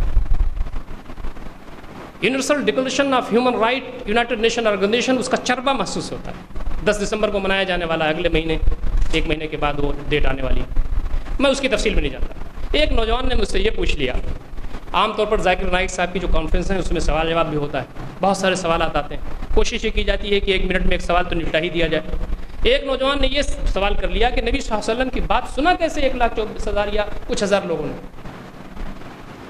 1,00,000 کا مجمع ہو، آپ جو اس کے پلس سے اس کو چھوڑ دیجئے، اور مائک کا نظم نہ رہا ہو تو کیسے آواز پہنچے گی؟ اب مجھے جیسا مولوی کیا جواب دے گا؟ اللہ تعالیٰ دل میں بانٹ ڈالتا ہے فوراً کہ جواب کیا ہو سکتا ہے۔ نبی اکرم صلی اللہ علیہ وسلم، میں نے جو جواب دیا، آپ حضرات بھی اس میں جوڑ سکتے ہیں، اس کی تائید بھی کر سکتے ہیں، اس سے اختلاف بھی کر سکتے ہیں۔ میں نے جواب یہ دیا کہ نبی اکرم صلی اللہ علیہ وسلم کے بارے میں یہ آتا ہے کہ آپ ایک جملہ 3 بار فرماتے تھے، آپ کے خطاب اور تقریروں کا یہ اسلوب تھا۔ اکثر آپ ایک بات جو کہتے تھے اس کو 3 مرتبہ ریپیٹ کرتے تھے، 3 مرتبہ۔ آپ پوری احادیث کی کتابوں میں دیکھیں گے بھرا پڑا ہے، کبھی کبھی 5 مرتبہ ریپیٹ کیا ہے۔ تو آپ صلی اللہ علیہ وسلم جب 1 مرتبہ کہتے تھے، قریب کے لوگ اس کو دہراتے تھے، اس کے پیچھے کے لوگ دہراتے تھے، اس کے پیچھے کے لوگ دہراتے تھے، آواز پہنچ جاتی تھی۔ یہ 90% علماء نے اس کو لکھا ہے۔ میں نے جب سرچ کیا، میں جب نیٹ پہ گیا سرچ کیا تو بڑی خوشی یہ ہوئی کہ یہ جو میرا جواب تھا اس کو اکثر لوگ لکھ چکے ہیں۔ اللہ تعالیٰ دل میں بات عین وقت پر ڈالتا ہے۔ جب آدمی یہ کہے کہ میں حقیر ہوں، میرے پاس کچھ نہیں ہے سوائے تیرے نظر کرم کے، میں تیرے دین کے لیے اٹھا ہوں، جبکہ بہت باصلاحیت لوگ تیرے اس پالے میں ہیں جو تیرے دشمنوں کا پالا ہے، تو اللہ تعالیٰ پھر ہمت بھی دیتا ہے، قوت بھی دیتا ہے، اور بندوں کی رہنمائی بھی کرتا ہے۔ آج پوری دنیا میں ہو کا عالم ہے، ہندوستان میں کیا کم ہے؟ کیا کچھ نہیں ہے ہندوستان میں؟ ہماری ذمہ داری کیا بنتی ہے؟ یہ ہے سوالیہ نشان جس کے لیے ہمیں کام کرنا ہے۔ میں بڑے اختصار کے ساتھ 2-4 پوائنٹ آپ کو دیتا ہوں۔ پہلا کام جو ہمیں کرنا ہے وہ یہ کہ جب ہم مسلمان ہیں تو مسلمان بن جائیں۔ یہ باپ مسلمان تھے، دادا مسلمان تھے، پردادا مسلمان تھے، یہ چھوڑ دیجئے کہنا۔ یہ سرٹیفکیٹ جو آپ کے باپ نے آپ کے دادا نے لی ہے وہ انہی کے کام آنے والی ہے، آپ کو کوئی نوکری نہیں ملنے والی اس سرٹیفکیٹ سے باپ دادا والی۔ ایک بہت بڑے عالم دین نے یہ لکھا ہے کہ جب میں نے قرآن مجید کو پڑھ لیا، سمجھ لیا، اور یہ سمجھ لیا کہ قرآن مجید کتنی عظیم الشان کتاب ہے اور میری ذمہ داری کیا بنتی ہے، تو میں کانپ گیا اور میں نے یہ کہا کہ میں آج جیسے مسلمان ہو رہا ہوں۔ ہم ہیں تو مسلمان، اللہ کا شکر ہے، لیکن مسلمان کس کو کہتے ہیں اور مسلمان ہونے کے تقاضے کیا ہیں ہم کو نہیں معلوم۔ مسلم کسی کمیونٹی کا نام نہیں ہے، کسی خاندان کا نام نہیں ہے، کسی جماعت کا نام نہیں ہے۔ مسلم تو ہر اس شخص کا نام ہے، چاہے وہ کالا ہو، چاہے وہ گورا ہو، چاہے وہ ایشیا کا ہو، چاہے وہ امریکہ کا ہو، چاہے افریقہ کا ہو، کوئی بھی زبان بولتا ہو۔ مسلم تو اس شخص کا کی صفت ہے جو یہ کہے کہ بار الہ آج سے میری زندگی میں وہ ہوگا جو تو چاہتا ہے اور تیرے حبیب سرور کائنات صلی اللہ علیہ وسلم کہتے ہیں۔ گھر چھوڑ دوں گا، بیوی بچے چھوڑ دوں گا، تجارت چھوڑ دوں گا، معاشرہ اور سماج چھوڑ دوں گا، لیکن تیری بات 19 ہو جائے یا نہیں چلے گی، اور سرور کائنات صلی اللہ علیہ وسلم کی بات ہم نہ مانیں، یہ ہماری زندگی میں نہیں ہو سکتا۔ پھر اس کے لیے وہ لڑ جائے، اس کے لیے مصیبتیں برداشت کرے، اس کے لیے سنگھرش کرے۔ تو اللہ تعالیٰ فرماتا ہے ان الذين قالوا ربنا الله ثم استقاموا تتنزل عليهم الملائكة الا تخافوا ولا تحزنوا وابشروا بالجنة التي كنتم توعدون۔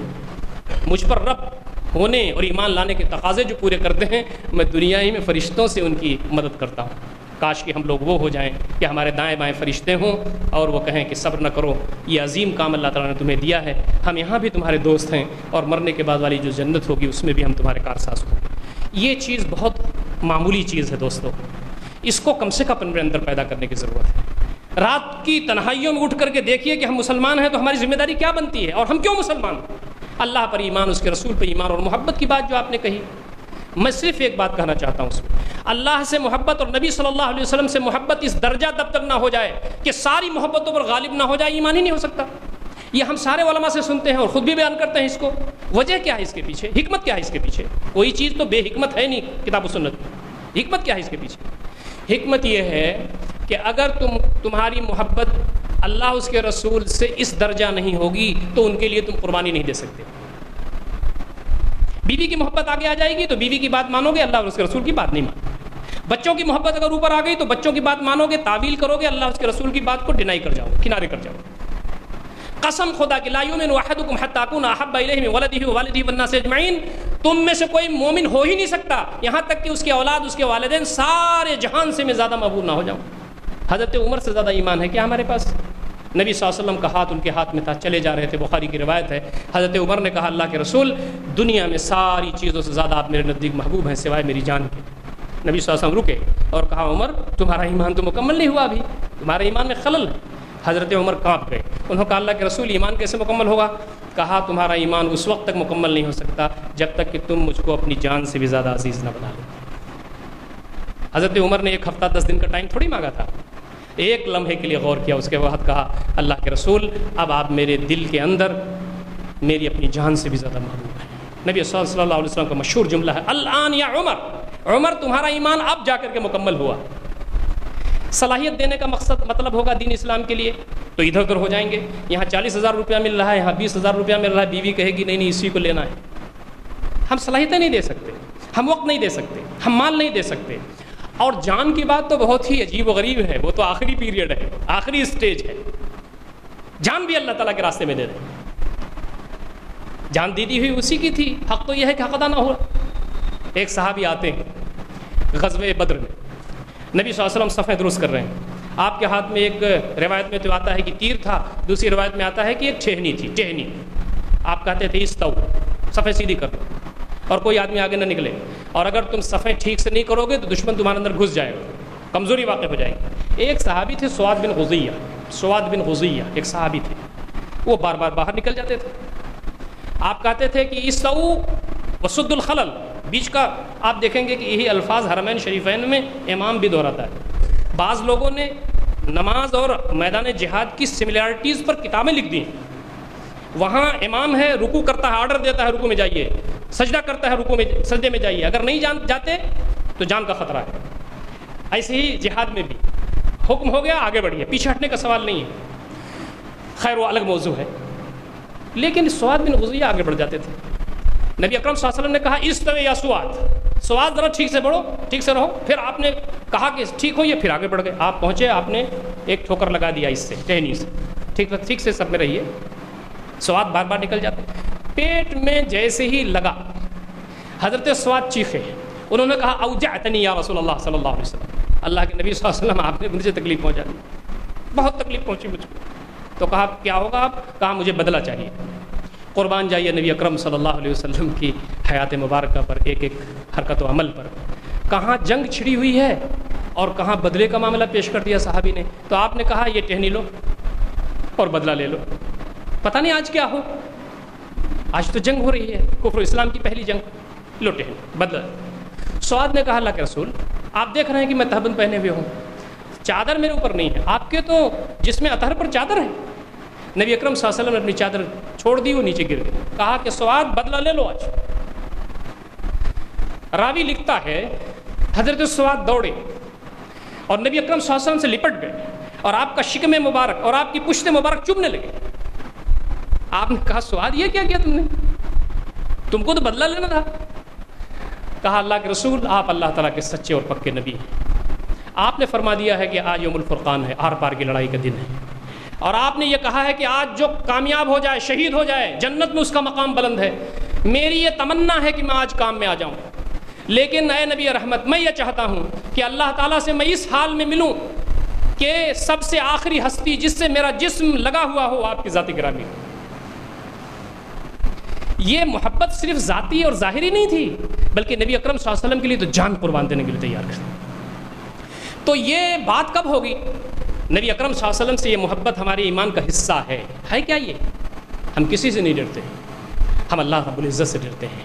ہم کسی کی محبت اپنے اندر نہیں رکھتے، اللہ اس کے رسول کی محبت رکھتے ہیں. اور یہ محبت اتنی بڑی مقدار میں یہاں موجود ہے کہ کسی چیز کی پھر محبت کے آنے کی گنجائش نہیں ہے، اور اگر ہے بھی تو انہی محبتوں کی جو اللہ اس کے رسول کی محبت کے تابع ہوں. بیوی سے محبت، مال سے محبت، اسباب سے محبت، تجارت سے محبت ہم اسی حد تک کریں گے جس کی اجازت ہمیں اللہ اس کے رسول کی محبت کرنے کے لیے دیتی ہے. اور جب اس کے تحت آ جائیں تو بیوی سے محبت بھی عبادت ہو جاتی ہے. فرمایا نبی اکرم صلی اللہ علیہ وسلم نے کہ بیوی کے منہ میں لقمہ تم ڈالتے ہو اگر اسی جذبے کے تحت اللہ اور اس کے رسول کی اطاعت کے جذبے کے تحت، تو یہ بھی صدقہ ہے. اور اپنے بچوں کے لیے تم روزی روٹی کے لیے اگر دوڑ دھوپ کرتے ہو اسی جذبے کے تحت، تو یہ بھی تمہارے لیے جہاد ہے. طلب کسب الحلال فریضۃ بعد الفریضہ. دوسری روایت میں آتا ہے طلب کسب الحلال جہاد. روزی روٹی صحیح کمانا حلال، یہ جہاد ہے. پہلی چیز تو یہ ہے دوستوں اور ساتھیوں جس پر ہمیں سب کو توجہ دینے کی ضرورت ہے. دوسری بات جو مجھے کرنی ہے وہ یہ کہ علمی تیاری کی ضرورت ہے. ہم وقت کے لحاظ سے تیار ہوں. صحابہ کرام علم کے لحاظ سے، ثقافت کے لحاظ سے اور اسٹیٹس کے لحاظ سے اپنے دشمن کے سامنے بالکل کھڑے تھے. یہ نہیں تھا کہ ان کی سطح نیچی تھی. جب کوئی مشرکین کا آتا تھا کوئی گفتگو کرنے کے لیے تو کہتے تھے ان کا خطیب ہے تو ہمارا خطیب یہاں موجود ہے، ان کا شاعر موجود ہے تو ہمارا شاعر یہ موجود ہے، ان کا کوئی اور گفتگو کرنے والا موجود ہے تو ہمارا یہ موجود ہے. مکہ میں جب صلح حدیبیہ کے لیے سہیل نکلے تو جیسے ہی وہ سامنے آئے نبی اکرم صلی اللہ علیہ وسلم نے کہا صلی اللہ علیہ وسلم معاملہ آسان ہو گیا، اور چلو سہیل آ گئے ہیں تو علی تم آوا. آپ نے ایک ایک جگہ پر نیک ٹو نیک کہا ہے یہ ہمارے افراد موجود ہیں. اور نبی صلی اللہ علیہ وسلم نے ان کو تیار بھی کیا تھا علمی حیثیت، علمی تیاری کے لحاظ سے، اور ان کو اپریشیٹ بھی کیا تھا. ہماری ذمہ داری یہ بنتی ہے کہ قرآن مجید پڑھیں، ترجمے سے پڑھیں. جیسا کہ فاخری صاحب نے فرمایا کہ کسی کا بھی ترجمہ پڑھیں. قرآن مجید تو سب کا ہے نا میرے بھائی، مسجدیں سب کی ہیں، قرآن سب کا ہے، اللہ سب کا ہے، رسول اس کے سب کے ہیں، دین و شریعت سب کی ہے. اور یاد رکھیے اتحاد فرض ہے اور انتشار حرام ہے. سنتوں کو چھوڑ دیجئے چلے گا، نوافل چھوڑ دیجئے چلے گا، فرض آپ چھوڑیں گے تو کبھی بھی بخشے نہیں جائیں گے. ان امت کو کسی بھی حال میں انتشار میں نہیں جانا چاہیے. علمی تیاری ہماری کیا ہے اس کے لیے ہم تمام کو تیار رہنا چاہیے. آج کے اس دور میں اچھی اردو ہمیں آنی چاہیے، اچھی انگلش آنی چاہیے، ریجنل لینگویجز میں اچھی گفتگو ہم کر سکیں. ہم گفتگو دلائل کی بنیاد پر کریں. قرآن مجید جتنا بھی ہے سب سائنٹیفک ہے، جیسا ہمارے رحمانی صاحب فرما رہے تھے کہ سب سائنٹیفک ہے. اس پر کتابیں موجود ہیں، بڑے بڑے لوگوں نے اس پر لکھا ہے. اور ایک ویب سائٹ تو انگلش میں ہے، اس وقت بڑا کام کر رہا ہے. اصل بیسیکلی وہ عربک میں ہے اور انگلش میں اس کا ویب سائٹ بھی موجود ہے. آپ کلک کریں گے تو پورا انگلش ہو جائے گا. وہ اعجاز ہے، اعجاز www.eaz.org. یہ میں بہت سارے نوجوانوں کو بتا چکا ہوں ایک ایک آیت پر. بلکہ میں یہ اوپر ابھی جب دیکھ رہا تھا نمائش تو وہاں ساری چیزیں سائنٹیفک انہوں نے بنائی ہے. تو میں بتانے والا تھا ان کو کہ آپ اس ویب سائٹ کو بھی جائیے، اور بہت ساری چیزیں آپ کو ہزاروں چیزیں ملیں گی. پوری دنیا لگی ہوئی ہے اللہ تعالیٰ کے دین کی خدمت کرنے کے لیے. لیکن ہم تو ہندوستان میں ہیں نا. اللہ تعالیٰ یہ نہیں پوچھے گا امریکہ میں، یورپ میں، فلاں جگہ تم نے دین کو نہیں پھیلا دیا. لیکن اللہ تعالیٰ یہ پوچھے گا کہ الہ آباد میں، کانپور میں، لکھنؤ میں، اتر پردیش میں تم میرے دین کے لیے جو کچھ کر رہے تھے اس کو کیا کہ نہیں. صرف ایک مثال آپ دیکھیے. نبی اکرم صلی اللہ علیہ وسلم تشریف رکھتے تھے، ایک ڈیلیگیشن آیا عبرانی بولنے لگا. نبی اکرم صلی اللہ علیہ وسلم عبرانی نہیں جانتے تھے. آپ کو ایک ہوک اٹھی، آپ نے کہا کہ کاش کوئی ہوتا جو عبرانی زبان سیکھتا، میری بات ان کو بتاتا، ان کی بات مجھ کو بتاتا. حضرت زید کھڑے ہو گئے. انہوں نے کہا اللہ کے رسول آپ ان کو روک لیجئے، ہم سب مہمان ان کی میزبانی کریں گے، آپ ان کو روک لیجئے، میں سیکھتا ہوں. سید سلیمان ندوی رحمۃ اللہ علیہ نے اپنی کتابوں میں لکھا ہے کہ 15 دن کے اندر، یہ بات اور جگہوں میں ملتی ہے، 15 دن کے اندر انہوں نے فراٹے کے ساتھ سیکھ لی. اتنی آسانی سے کہ نبی صلی اللہ علیہ وسلم کی بات ادھر پیش کرتے تھے، ان کی بات نبی اکرم صلی اللہ علیہ وسلم. نبی اکرم صلی اللہ علیہ وسلم بہت خوش ہوئے اور آپ نے کہا سریانی بھی سیکھ لو. تو بعض روایتوں میں آتا ہے کہ انہوں نے اس زبان کو بھی سیکھا. آج کتنی ریکوائرمنٹس منہ کھولے کھڑی ہوئی ہیں ہندوستان کے اندر اور اتر پردیش کے اندر. اسلام کے نوجوان کہاں ہیں؟ مسلمانوں کے نوجوان تو ہر جگہ نظر آتے ہیں، لیکن اسلام کے نوجوان کہاں ہیں؟ نبی صلی اللہ علیہ وسلم کے شہدائی کہاں ہیں جو اسلام کی پیشانی سے گرد صاف کر سکیں؟ اجودھیا کے ڈاکٹر گوپال داس سے میرے خیال سے پچھلی مرتبہ میں آیا تھا تو میں نے یہ بات یہاں عید ملن کے پروگرام میں کہی تھی کہ جب گوپال داس سے یہ ساری باتیں ہوئی اجودھیا کے اندر تو انہوں نے کہا بھائی اگر اسلام یہی ہے تو ہمیں کیا شکایت ہے آپ سے مسلمانوں سے؟ مسلمان جو کرتے ہیں دیکھنے میں آتا ہے وہ تو پتہ نہیں کیا کیا ہے، لیکن آپ نے جو اسلام بتایا ہے اس سے تو ہمیں کوئی اختلاف ہی نہیں ہو سکتا. چلتے چلتے انہوں نے کہا کہ ایک لفظ ہے جس کو آپ لوگ نہ کہیں تو بہت اچھا ہے. کافر جب آپ لوگ کہتے ہیں تو ہم بھیبھیت ہو جاتے ہیں. کافر نہ کہا کیجیے ہم کو. کہا گیا کافر مانے کیا سمجھتے ہیں آپ؟ کہا ہم یہ سمجھتے ہیں کہ مسلمان پہلے پاور میں تھا، اب پھر اگر پاور میں آ گیا تو ہمیں پکڑ کے ذبح کر دے گا. قتل یوگ جو قتل کے لائق ہو. کافر کے معنی جسے مار ڈالا جائے. ارے آپ جیسا پڑھا لکھا ڈاکٹر آدمی پی ایچ ڈی وہ ایسی بات کرے گا؟ अंतिम ईशदूत प्रॉफिट मोहम्मद सल्लल्लाहु अलैहि वसल्लम अवतरित हुए मक्का में. ईश्वरीय उपदेशों को उन्होंने पेश किया समक्ष मानव जात के सामने. जिन लोगों ने स्वीकार कर लिया उनका नाम पड़ा मोमिन, मुस्लिम, मान लेने वाला. जिन्होंने आपकी बात को नहीं माना, नकार दिया, उनका नाम पड़ा काफिर, ना मानने वाला. लेकिन संबंध तो प्रॉफिट ने दोनों से रखा. अरे ये बात आज तक मेरे दिमाग में घुसी हुई है बात. कितने लोग हिंदुस्तान के अंदर जो ज़ाफ़रानी तंजीम और तहरीक के लिए लिखते हैं, जहर घोलते हैं, उनसे मुलाकातें करके बातें जब की गई तो उनके जहर में कमी आ गई. कितने लोग हैं? ये गिनती के चंद लोग हैं हाथ पर जो ये काम कर रहे हैं. ये जिन लोग डाइस पे बैठे हुए हैं जिनका तारुफ कराया गया है, ऐसे कितने लोग समाज में मौजूद हैं जो दीन इस्लाम के लिए काम कर रहे हैं. हम इल्मी तैयारी अपने अंदर पैदा करें और सिर्फ नौकरी के लिए नहीं, तजारत के लिए नहीं, उसके लिए भी, लेकिन अल्लाह ताला का कलमा बुलंद हो, ये हमारी नीयत हो और उसके ज़रिए हम आगे बढ़ सकें. इंशाअल्लाह उल अज़ीज़ हालात हमारे बेहतर होंगे. और एक और बात जो बहुत अहम है वो ये कि हमारे कहने में और करने में कोई फ़र्क नहीं होना चाहिए. हमारा अखलाक बेहतर हो. मैं तो ये बात बार बार कहता रहता हूँ, मेरे पास अब वक्त बिल्कुल नहीं है, मुझे अपनी गुफ्तगू ख़त्म करना चाहिए. ये तो हमारे सलमान साहब ने कह दिया कि भाई थोड़ा सा और वक्त लेंगे, लेकिन आप लोगों के सब्र का ये इम्तिहान है कि कितने प्यार और मोहब्बत के साथ आप सुन रहे हैं देर से गुफ्तगू. मैं बिल्कुल अपनी गुफ्तगू ख़त्म करना चाहता हूँ. नबी अकरम सल्लल्लाहु अलैहि वसल्लम का जो अखलाक है, किरदार है, उसका कोई बदल नहीं है. और आप दिल फाड़ करके उसमें घुस जाते थे, लोगों के काम आने वाले. आप भी अगर बेलौस इतनी ज़िंदगी गुजरी है, शायद कोई आप बेलौस खिदमत किसी की आप की हो तो उसका नतीजा आपको नज़र आया होगा. रहमानी साहब ने तो जगह जगह देखा होगा, फाखरी साहब ने देखा होगा. आप भी कीजिए तो आपको पता चलेगा. बेलौस खिदमत, इसका कोई जवाब नहीं, इसका कोई बदल नहीं है. नबी अकरम सल्लल्लाहु अलैहि वसल्लम का किरदार क्या था और दीन कैसे फैला और सहाबा का किरदार कैसा था. रिवायतों में बात आती है, मैं बहुत सारी बातें आपसे नहीं कर सकता, सहाबा की और भी ज़िंदगियाँ हैं. नबी अकरम सल्लल्लाहु अलैहि वसल्लम की बात से एक बुढ़िया इतनी ज़्यादा दिल गिरफ्तार हुई कि उसने कहा बाप दादा का मजहब छोड़ देंगे, गठरी बांधो, निकल जाओ इस बस्ती से, जहाँ बाप बेटे में लड़ाई है और भाई भाई में लड़ाई है और घर बर्बाद हो रहे हैं. लेकिन बुढ़िया वो गठरी तो उठा नहीं सकती थी. नबी सल्लल्लाहु अलैहि वसल्लम का गुज़र हुआ तो आप सल्लल्लाहु अलैहि वसल्लम ने पूछा माँ कोई ज़रूरत है? तो उसने कहा बेटे ये गठरी उठती नहीं है. तो आपने उसके सर पर उठा लिया. आप बुखारी शरीफ की दूसरी नंबर की हदीस, नंबर 1 इन्नमल आमालु बिन्नियात, दूसरे नंबर की यही हदीस जिसमें यह फरमाया गया है कि आप यतीमों की खबरगिरी करते हैं, बेवाओं का सहारा बनते हैं. वांत तहमिलुल कल्ला, आप लोगों का बोझ उठा करके पहुंचा देते हैं. ये शेरवानी और टोपी पर दूसरों को बोझ कैसे उठाया जा सकता है? हम तो इस लायक ही नहीं रहे. क्या कुछ बना रखा है हमने, अपना किरदार, अपना सब कुछ. वो बुढ़िया रास्ते भर नसीहत करती रही नबी अकरम सल्लल्लाहु अलैहि वसल्लम को. एक लड़का मोहम्मद पैदा हो गया है, बहुत इंतशार फैला रहा है, उसकी बात मत मानना, उसकी बात ना मानना. नबी अकरम सल्लल्लाहु अलैहि वसल्लम कमाल तहम्मुल से आगे बढ़ते गए. वो मकाम आ गया, बुढ़िया ने कहा यहाँ रख दो बेटे. फिर दामन पकड़ के उसने कहा कि बेटे तू तो अब जा रहा है लेकिन तेरी पेशानी चमक रही है, तू आम नौजवान नहीं लगता, लेकिन आखिरी नसीहत मेरी तेरी है कि तू उस मोहम्मद के चंगुल में ना आना.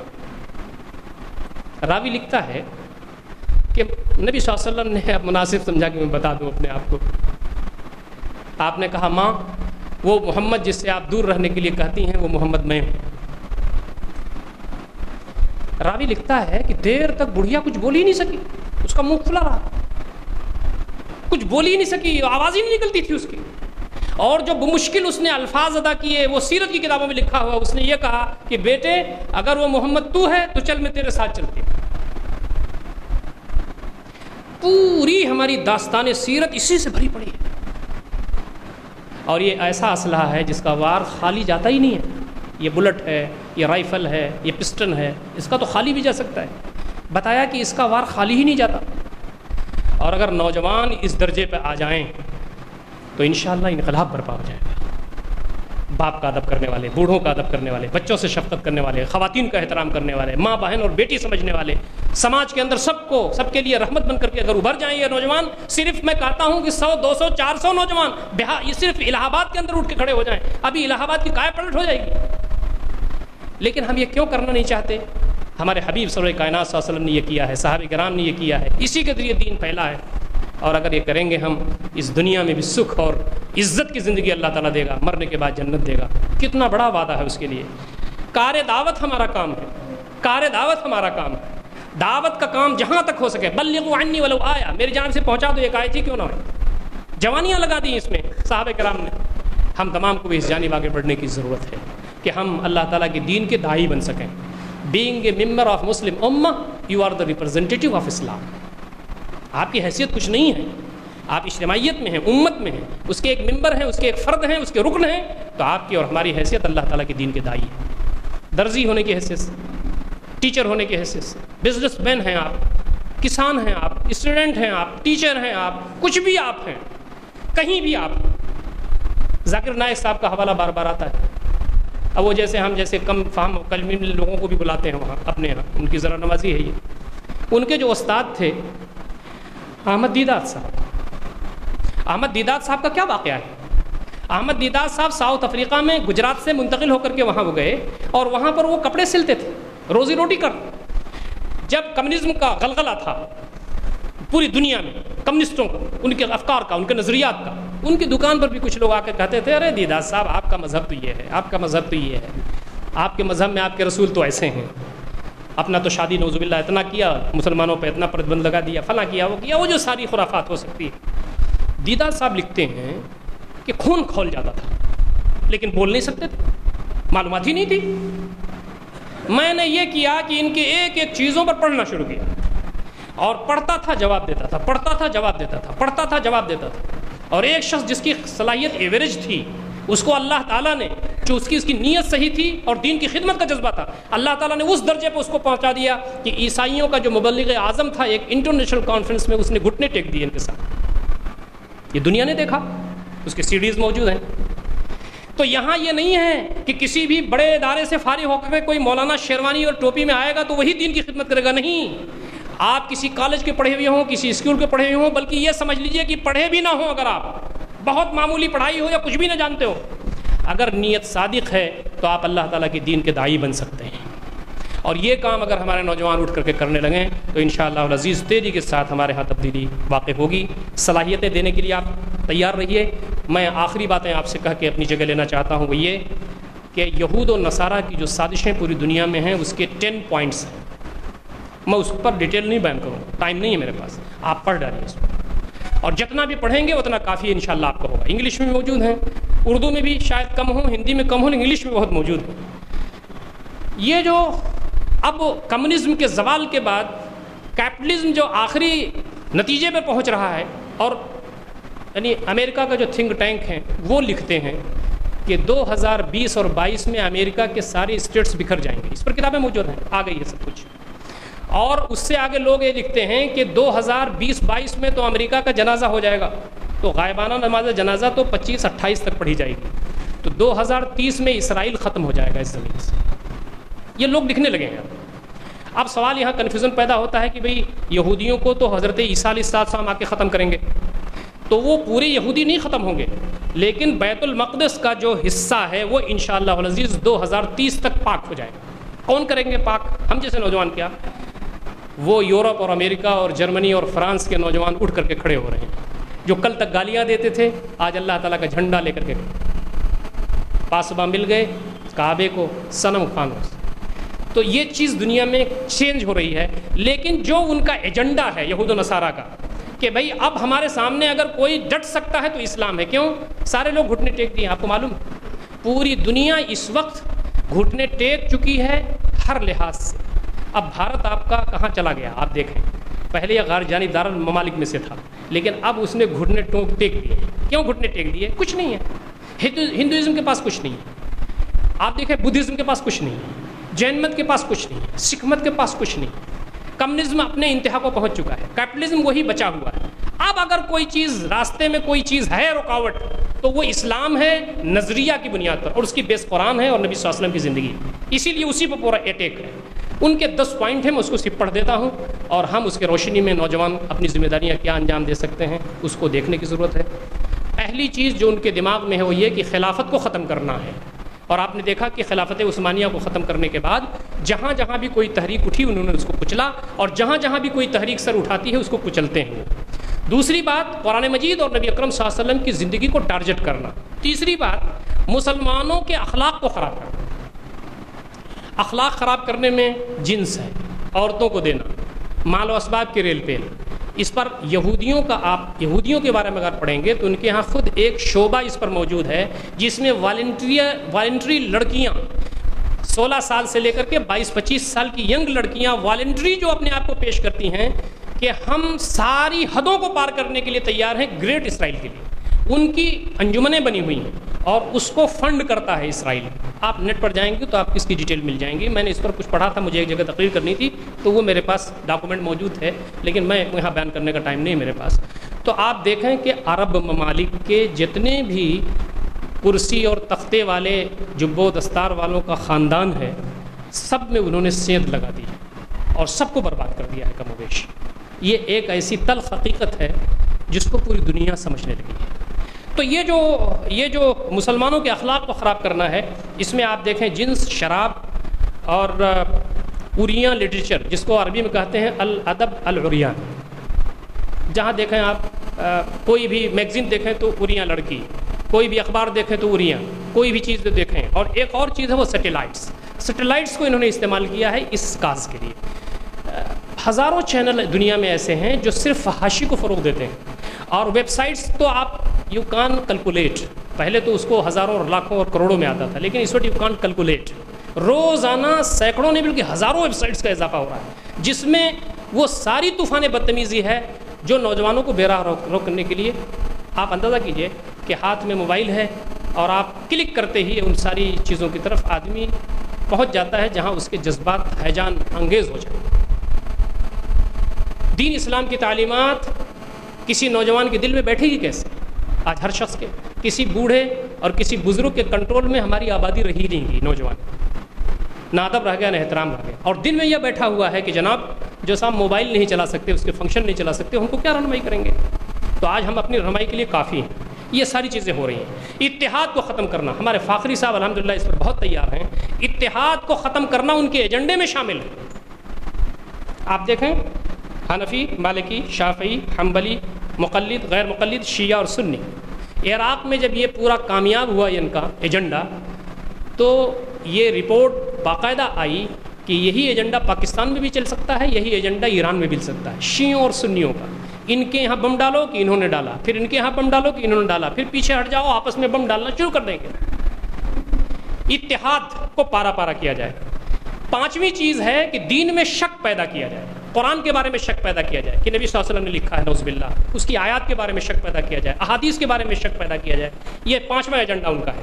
چھٹا ایجنڈا یہ ہے کہ عرب کو جتنا ہم کمزور کر سکیں اتنا اچھا ہے, اس لیے کہ عرب کے پاس وہ دولت موجود ہے جس دولت پر ہماری نظر ہے اور ہمارے کاز کے لیے اس کو استعمال ہونا چاہیے. اسی طریقے سے ساتواں ایجنڈا ان کا یہ ہے کہ عالم عرب میں, عالم اسلام میں, بلکہ عالم عرب ہی نہیں, عالم اسلام میں ڈکٹیٹرشپ قائم رہے تو یہ ہم کو سوٹ کرتی ہے. اسلامی حکومت نہ کہیں قائم ہو جائے, اور اگر وہ قائم ہے تو ہمارے کارندے وہاں بیٹھے رہیں. میں اس پوری بحث میں نہیں پڑھنا چاہتا, وہ بحث اس وقت مسلک کی بنیاد پہ بنا دی گئی ہے, لیکن مصر میں اس کو کامیاب اس لیے نہیں ہونے دیا گیا کہ اگر وہ مصر میں کامیاب ہو جاتی تو پھر وہ سارے گلف میں وہ چیز آگے بڑھ جاتی. اسی لیے آپ نے دیکھا کہ یہودیوں اور عیسائیوں کا ساتھ ان لوگوں نے دیا جو حرمین شریفین کے کلید بردار ہیں. یہ پوری دنیا جان رہی ہے, اس میں کچھ کہنے سننے کی ضرورت نہیں ہے. آٹھواں ایجنڈا یہ ہے کہ مسلمانوں کا کوئی ملک نیوکلیئر پاور نہ بننا پائے. ان کے پاس کوئی طاقت ایسی نہ آنی پائے کہ جو فوجی طاقت ہو یا ملک کو یا دنیا کو تسخیر کرنے کی صلاحیت ان کے اندر پیدا ہو جائے، ایسا نہیں ہونے دیں گے ہم۔ اور نواں ایجنڈا یہ ہے کہ کہیں بھی ان کو پاور میں نہ آنے دیا جائے، اگر یہ پاور میں آ بھی جائیں تو کچھ ایسے فتنے برپا کیے جائیں عوام کے اندر اپنے ایجنٹ چھوڑ کے، جس سے یہ معلوم ہو کہ ان پر سے اعتماد اٹھ گیا ہے، اور پھر وہاں پر فوج یا دیگر لوگ وہاں پر آ کر کے اپنا قبضہ جما لیں۔ اور آخری بات یہ ہے کہ عورت کو خراب کیا جائے، چاہے وہ یہودی ہو، چاہے وہ عیسائی ہو، چاہے وہ مسلمانوں کی ہو، دنیا کی کوئی بھی عورت ہو، اس کو عورت نہ رہنے دیا جائے، انصاف کی بنیاد پر، مساوات کی بنیاد پر، حق دینے کی بنیاد پر، وغیرہ وغیرہ۔ نبی اکرم صلی اللہ علیہ وسلم نے فرمایا تھا کہ مجھے اپنے بعد تم پر جو سب سے بڑا خطرہ ہے وہ عورتوں کا خطرہ ہے، اور اس وقت کیا ہوگا تمہارا، آپ نے بہت پیشن گوئیاں بھی فرمائیں، اس وقت کیا ہوگا جب تمہاری عورتیں خراب ہو جائیں گی اور تمہارے قابو میں نہیں رہیں گی۔ تو یہ پوری مہم چل رہی ہے دوستوں، میں اس پر کچھ بولنا نہیں چاہتا، میں صرف آپ سے یہ بات کہنا چاہتا ہوں کہ اس وقت جو کچھ ہو رہا ہے عالمی سطح پر، اس کو پڑھیے اور یہ متعین کیجئے کہ میں اس میں کیا کر سکتا ہوں۔ پورے ہندوستان کو پڑھیے، اپنے ملک کو پڑھیے، اتر پردیش کو پڑھیے، الہ آباد کو پڑھیے، اور نبی اکرم صلی اللہ علیہ وسلم کی سیرت کی روشنی میں، قرآن مجید کے احکامات کی روشنی میں یہ طے کیجئے کہ میں اس میں کیا کر سکتا ہوں اور اللہ تعالیٰ کے دین کے لیے میں کیا کوشش کر سکتا ہوں۔ چھوٹی چھوٹی کوششیں اگر ہوں گی تو انشاءاللہ دین آگے بڑھے گا، اور چھوٹی چھوٹی اگر نالائکیاں ہوں گی تو دین رسوا ہوگا، اور ہمارے دائیں بائیں رہنے والے لوگ کہیں گے کہ اسلام دین یہی ہے۔ اب سارے علماء کرام یہی کہتے ہیں کہ ہندو بھائیوں سے کہ اگر اسلام سمجھنا ہو تو قرآن مجید پڑھیے، نبی صلی اللہ علیہ وسلم کی زندگی پڑھیے، مسلمانوں کو مت دیکھیے۔ بتائیے، پہلے یہ ہوتا تھا کہ جناب اگر تم اسلام کو سمجھنا چاہتے ہو تو دیکھو مسلمانوں کی آبادی کو دیکھو، اور ان کے درمیان لا کر کے رکھا بھی جاتا تھا لوگوں کو، وفود جو آتے تھے ان کے درمیان رہتے تھے اور اسلام قبول کرتے تھے۔ معاملہ بالکل الٹ گیا ہے، اب حالات بالکل ہی دیگرگوں ہو چکے ہیں۔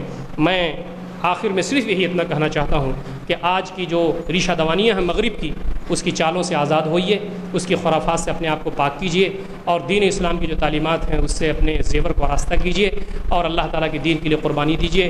حیا نہیں ہے زمانے کی آنکھ میں باقی، خدا کرے کہ جوانی تیری رہے بے داغ۔ میں صرف اتنی بات آپ سے کہنا چاہتا ہوں کہ آخر میں کہ یہ جو ہمارے پاس جو کچھ بھی ہمارے پاس ہے یہ سب ہمارا نہیں ہے، یہ معلوم ہے آپ کا۔ قل ان صلاتی و نسکی و محرماتی للہ رب العالمین، جو کچھ بھی ہمارے پاس ہے وہ سب ہمارے رب کا ہے، یہ امانت ہے ہمارے پاس۔ اس کو امانت ہے تو امانت دینے والے کے راستے میں لگنی چاہیے، اور اس حد تک لگنی چاہیے کہ وہ اتنا مطمئن ہو جائے کہ وہ کہے کہ میرے بندے فادخلی فی عبادی وادخلی جنتی، میرے بندوں میں داخل ہو جا اور میری جنت میں داخل ہو جا۔ اور کبھی بھی آدمی کو مطمئن نہیں ہونا چاہیے کہ میری نمازیں اور میرے روزے اور میرے اعمال اور فلاں، اللہ تعالیٰ کی رحمت نہ ہو تو اللہ تعالیٰ کی بخشش نہیں مل سکتی، اس کی توفیق مانگنا چاہیے۔ حضرت خالد بن ولید کا انتقال ہو رہا ہے، میں اسی پہ گفتگو ختم کرتا ہوں۔ حضرت خالد بن ولید کا انتقال ہو رہا ہے اور آنکھوں سے آنسو رواں ہیں، بیٹے ان کے کھڑے ہیں، دیوار کی طرف ان کا منہ ہے۔ سیرت خالد بن ولید کوئی بھی آپ پڑھیں گے آخری چیپٹر میں آپ کو یہ مل جائے گا واقعہ، کہیں تفصیل سے کہیں اختصار سے۔ جھانکنی کا عالم ہے، مومن تو جھانکنی کے عالم میں بھی اپسیٹ نہیں ہوتا۔